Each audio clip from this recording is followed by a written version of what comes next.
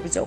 শাহাপুরের সীমান্তের সমস্যার জেরেই পুলিশের সামনেই আগুন জ্বালিয়ে সড়ক অবরোধ করল সোনামুড়া রবীন্দ্রনগরের উত্তেজিত জনতা। সীমান্তের মানুষকে বিএসএফ কাউকে 8 বার কাউকে 10 বার, আবার স্কুল ছাত্রদেরও হয়রানি করে বিএসএফ কর্মীরা।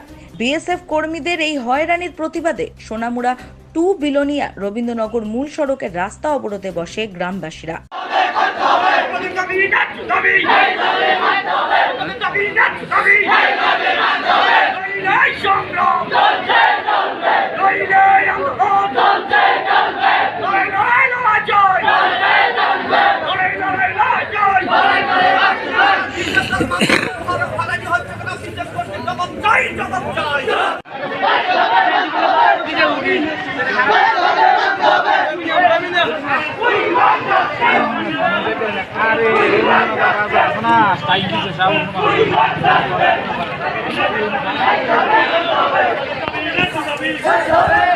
Hey,